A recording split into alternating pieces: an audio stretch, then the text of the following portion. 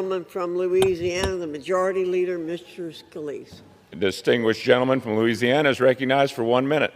Thank you, Mr. Speaker, and thank the Chair for yielding and for helping get this process to the floor, despite so many attempts by the Democrats to block this effort to cut waste, fraud, and abuse in government spending. And we've seen it over and over and over again. You know, every time we have tried to get our economy back on track, to put more money in the pockets, by the way, of hard-working families, as we just succeeded in doing with the One Big Beautiful Bill. Every step of the way, the only people trying to block that effort have been Democrats in Washington. And they are getting nervous, feeling the heat from people back home, Mr. Speaker, that are angry, saying, why did you vote? Those waiters and waitresses who make $32,000 a year, when they keep hearing them talk about billionaires and voting not against billionaires, they're voting against $32,000 a year waiters and waitresses, cops working the beat who don't want to have to pay overtime taxes, and we protected them from that. Every Democrat voted no, Mr. Speaker, so I can understand why they come up here and they want to talk about anything other than what we're actually doing to deliver for those families. Interesting how they talk about Jeffrey Epstein, because for 4 years, Mr. Speaker, President Joe Biden had those files, and not a single Democrat that you're hearing tonight tried to get those files released. And so the House Republicans are working to do that, and of course, they're in a tizzy, Mr. Speaker, because they're finally being exposed for covering it up for 4 years. And so let them continue to come up and talk about all the deficit spending that they created, while they cite, when they talk about, oh, gee whiz, the One Big Beautiful Bill, you know, they talk about the House.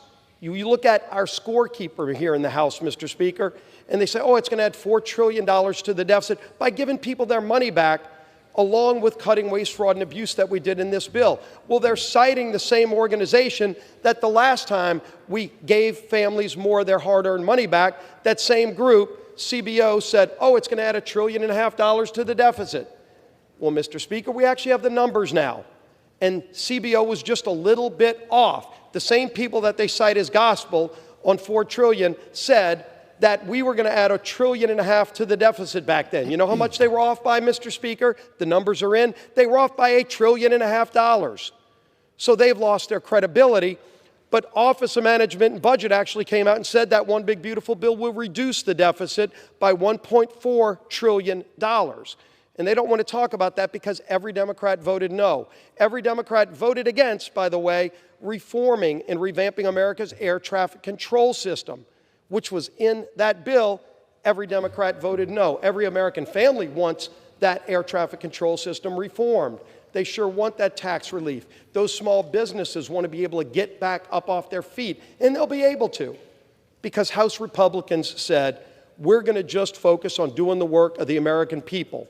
And anybody that just wants to go root for failure and continue to try to keep inflation high, interest rates high, and vote no on every bill that puts power back in the pockets of families, let them have to answer for that back home, Mr. Speaker. But we're going to keep working.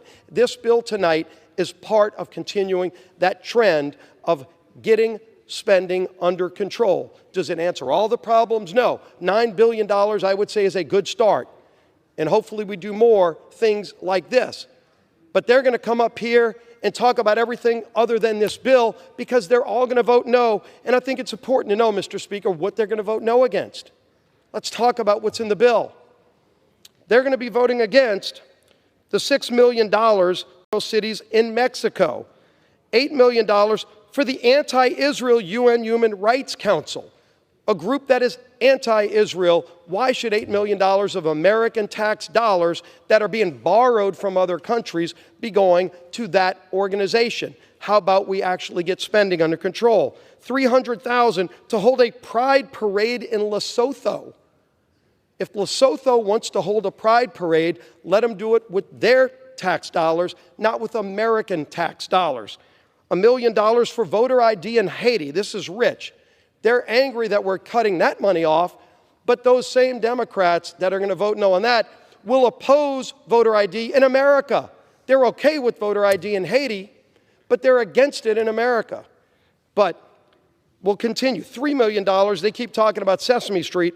$3 million going to Iraqi Sesame Street. Again, if the people in Iraq want to have Sesame Street on TV, let them go do it.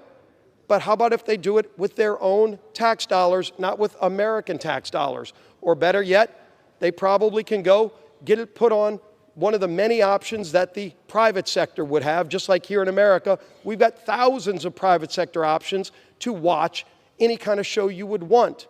Anybody in America can watch all of that. $33,000 for being LGBTQI in the Caribbean. That's what we're cutting, and every Democrat will vote against that cut. $643,000 for LGBTQI programs in the Western Balkans. So, Mr. Speaker, every Democrat's going to vote against that cut and start talking about, oh my God, the world's going to end and we won't even be able to do diplomacy because we're not going to be spending taxpayer dollars to have a LGBTQI program in the Western Balkans.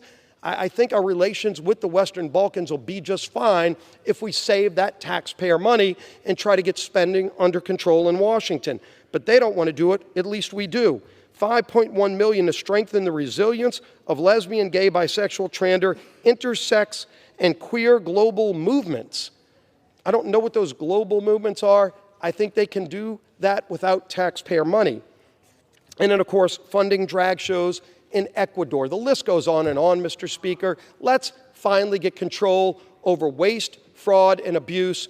We started it in the One Big Beautiful Bill. We're continuing it here, and we're going to continue it through the appropriations process. And if Democrats want to vote no, that's their prerogative. You know, they become the party of socialists. Let them vote that way.